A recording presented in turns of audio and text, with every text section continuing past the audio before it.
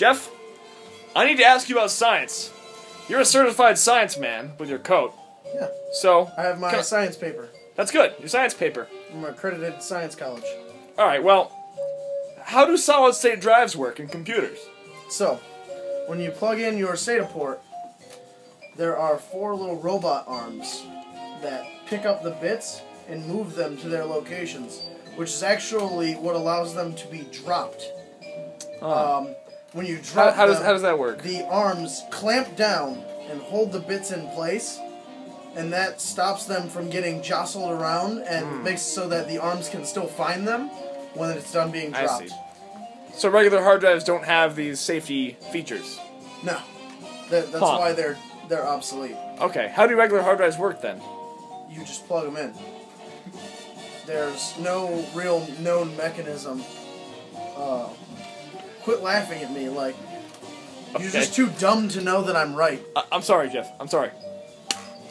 Well, thank you. What's the difference between SATA and IDE? IDE is like 40 pins, and SATA only has 4 active ones. How do they, how come SATA is faster then? So the problem is, back in the 50s, when the IDE was created, the creators just weren't smart enough. So, basically, as time went on, you had IDE, and then in the early 90s, you got SATA, and... I see. Well, what's going to come up to replace SATA, then? SATA? Yeah. But assume we're going to get it down to probably 2, 1, or maybe even no wires. You know, wireless, like on the cloud. That's impossible. Oh. So the reason that's impossible is because somewhere there has to be these little hands moving the data, whether it's stored in the cloud or not. Okay. Somebody has to own the solid-state drives that will run the cloud. So all SATA drives are all SATA drives solid state? Yeah. Okay, that's good to know. I wasn't sure about that. So IDE drives. Wait, hold on. When I'm on like Newegg and I'm buying SATA hard drives, if it doesn't say solid state, am I being scammed? Yeah. Shit. All right. Newegg is actually just a pyramid scheme. The way that you get like the Egyptians. Yes. The way that Newegg generates revenue is by getting you to refer your friends and giving you coupons. I see. See, well, you get rewarded for sending your friends to the website. Well, all right. I'm glad I'm going to keep myself out of danger that way. Yeah. I got a few questions about power as well. How do computer power supplies take AC 120 volts at 60 hertz and convert it to, lower DC voltages? How does that work? So there's capacitors inside. Okay. That store up the AC. Yeah.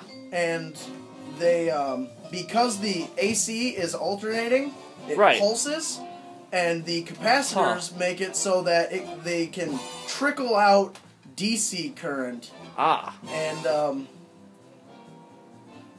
that's how it works. The capacitors just know when to trickle out the DC in the correct... Does anyone, know how they know? Scientists, man. There are people that work in solely power adapter research and development. That is true. All the major companies. I know it's true. What? All right. You're the one conducting the interview. I'm sorry. I didn't mean to sass you. I don't need your approval. Okay. I'm sorry, sir. I see you have an Arduino over there. Yeah. This is a Arduino Uno. Really? Yes. Wow. How did they make the Uno fit in the exact same form factor as the Mega? They sell them as Unos. Oh. Okay. I think we might have gotten scammed on this one as well, because it even has written all over it in bold text, Arduino Mega. So, however, you're the Where are my glasses at? Where are my glasses? Here, give him his glasses. Give him his glasses. There we go. That's a T221, by the way. Yep, that's a scam. Shit. Wow, he's really helping us a lot today. $89. Yeah. They said it had a solid state on it also. A few kilobytes. That's what that is. Okay, guys, we have a real solid state here. We can all look at it for educational purposes. The arms are just inside. You see all these extra pins? So are those like the edges of the arms? Yes. That is what roots them, so that when you drop it, see, no damage. Right. Yeah, it looks totally unharmed. That's incredible. And these step down the AC, so you put AC in here. Yeah, these are the capacitors. This is you could take your laptop charger. Okay, let me pull it down from mine here. And so you just plug that in, and this this puts out AC or DC? This puts out the full wall AC, right? Yeah, this puts out AC. So are there capacitors in here too? Am I ThinkPad? Of course there are. Oh, okay. But so this takes the AC, and Right. this isn't the correct adapter. But if you get the step down adapter, it'll just plug right in there. I see. Okay. And that has capacitors in it that gives you capacited energy, and then you plug in to the Arduino Uno, and these two capacitors right here step down the energy as well, so that you don't cook the solid state. All right, that's cool. Well, one more question is, how do LEDs light up? Like, you give them power, and they light up, but why do they do that? There's a thin wire that runs through, and basically the energy flowing through heats up the wire, and generates light. Wow, so just like an incandescent? No. Oh. What would be a filament? What would be a filament in a regular light? Yeah. Is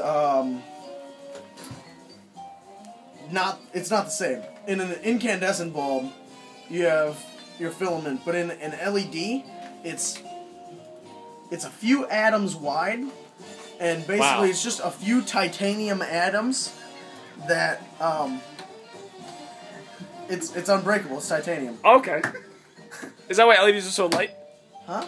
Is that why LEDs are so light? Like they used to make them out of wood, and they were a lot heavier. Then they use titanium, so they're more aerodynamic, and they can easily keep them aloft. No, that's airplanes. Okay, well, still, the same principles apply, right?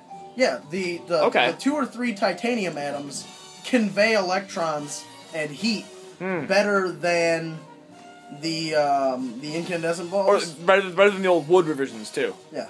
Okay. Yeah, I haven't seen a wood bulb in years. Alright. Einstein had one. It burned in his lab for like 1,000 days because he never turned it off. Classic Einstein. That's why his hair was so funky, you know, the lights. Yeah, that's also why he created DC power. Ah. Alright. Well, thank you, Jeff. This has been very informative, and I will go out and apply these in the workforce. It's been good talking to you, sir. Yes, very good. Thank you. This is a firm handshake. Jeff is a science man. He knows hand crushing. Alright. Jeff's signing off.